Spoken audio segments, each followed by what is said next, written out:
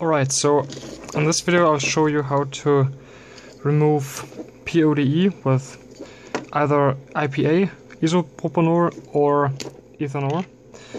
So on this controller, first I should show you measure the level of PODE that there is currently. So on this controller I'll measure this pin here is the second one from the left is the vertical one, and if you look at the scope readings, if I flick it, oh come on, oh accidentally touched the ground pin, you can see that, well, there's barely any PODE, but there are slight irregularities in the curve on its return path to neutral, where it's rising. See that dent in the curve? That's not supposed to be there. So we can use that as a reference, and after we treated it with my normal method for removing the PODE, that dent should be gone. So first you unclip the potentiometer, and if you use fine tweezers like these, that's sufficient. However, if you only have these tweezers, then you will have to remove the stick box with the screws on the back. If it is a type 3 stick box, that is, but usually it is, because the other ones, they don't last long usually, so few people tolerate them. So then you unclip the potentiometer, and I did that just with my nail, like this. You have to use quite a lot of force, but as long as you only touch the top part of it that goes beyond the level of the stick box, then it's fine. And now you have to remove the wiper, because the PODE is inside the potentiometer between the wiper and the resistive paths, sorry. So now we have to unclip the potentiometers, and there are a few ways to do this. For the sake of this video, I'll just do it by pressing these clips together, and that will cause the wiper to fall out. Now we carefully, very carefully take it out. You don't want to bend any of the metal parts, and put it on the desk. Oops. Yeah, you have to be very careful to not bend anything on it. Yeah, the lighting is not optimal. Maybe with the slide it's better. So what we do now, here I have isopropanol and ethanol, and for this I'll just use the isopropanol because technically it's supposed to be slightly better. It probably doesn't really make a difference, but yeah, since I have it, why not use it? So I'll take a Q-tip and dip it in. It doesn't need to be overly soaked, but it should have enough in it that it can do its job properly. And then you hold the wiper in place. I'll do this with, oh, hold on a second. It's just that the white balance is bad. It's improper, but I can't change it right now. Alright, the white balance should be better now. I just changed the level on the camera. So you hold it here where there's nothing that you can accidentally bend, and then you carefully clean it, but you always rub it in this direction. You don't want to rub in this direction towards my right hand, because then you are at risk of bending these little things too much upwards, and bending them back without causing any problems later on is quite difficult. So you mostly want to clean the tops of these two thingies here. I'm not sure what they're called right now. I knew it sometime, but I don't know it right now. Maybe wiper legs, but yeah, I'm not quite sure. And you also want to clean the top part here. And yeah, you'll notice that it looks more shiny afterwards and not as corroded. and then it's probably enough. And you also want to use the IPA filled Q-tip to clean the resistive paths inside here.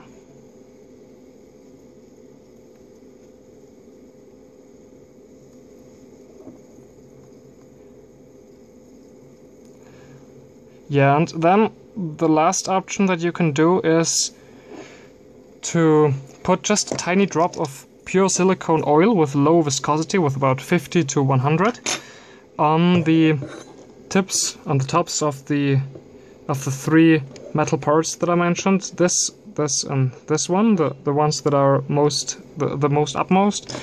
And that's only optional though, and from what I've read so far from electricians on the internet is that, or electronicians, not sure what the right term is in English, but anyway, there wasn't a clear consensus whether that's better or not for preventing corrosion on the copper.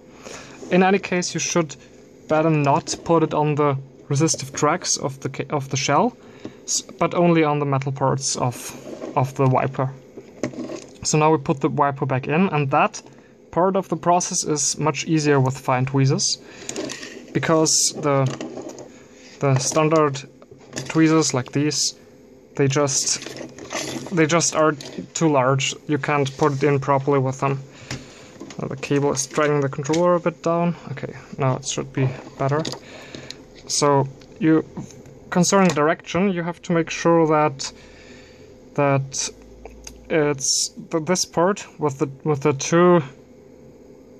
two rails is upwards, like this. Now you put it in carefully so that the clips are in the hole, and then what I do is I put it so that gravitation already puts it roughly in the right place. Yeah, and then you rotate it so that it's oriented correctly. It doesn't have to be 100%, just not 90 degrees apart from the proper orientation or more than that. And then when you have it like that, you use the the camera. It's difficult to look on the camera for doing this. And then you push it down like this carefully. Oh, you can feel whether it's about to clip in properly or not. Yeah, and like that. And when that's done, you can rotate it with your thumbnail so that it's not on the overly right, or does it focus properly? Well, it should. The thing here, the hole, this one here, that should be straight up. So rotate it straight up, plus minus 10 degrees or something are okay. It will clip on properly anyway, like this. And then you just bend it onto the stick box again and have it clip. And that's it. Now we can measure the signal curve again and check whether it really is better. Right, so here I have the oscilloscope. I'll put the slide away, otherwise the oscilloscope won't be visible well on video, probably. Alright.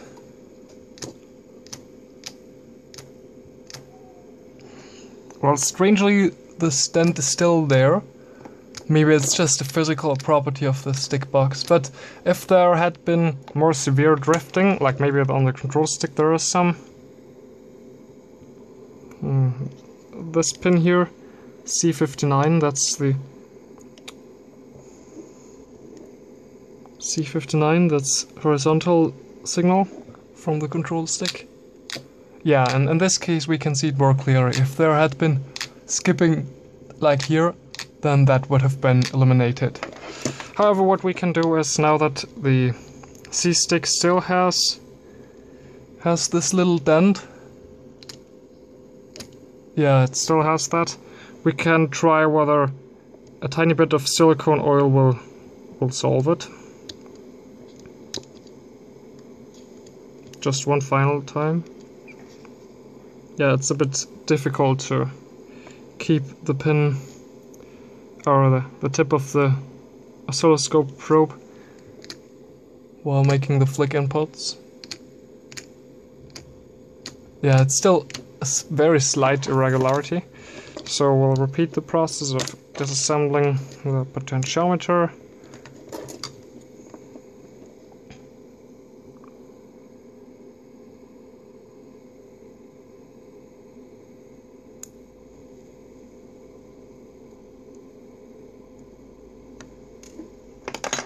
And now I'll use this little thing here. It's just a Q-tip with a metal in it, so that I can lubricate things that are located at angles, mostly the shoulder triggers of GameCube controllers. And I will just... It's already soaked with silicone oil with a viscosity of 100. I think the unit is something millimeters per second or something like that. And I just slightly lubricate these 3 parts that I mentioned before. Oops, I think you didn't see that. I'll do it once more. So here, here, and here.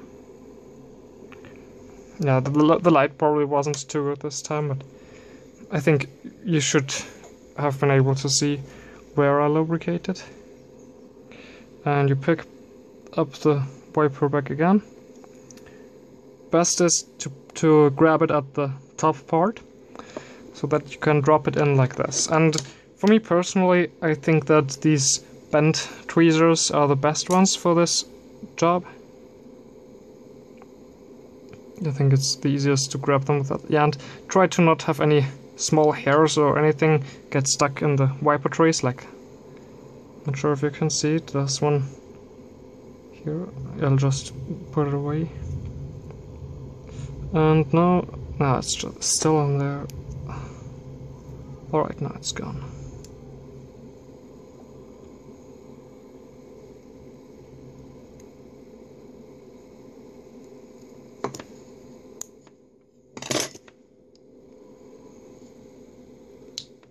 Alright, let's check whether it's better now.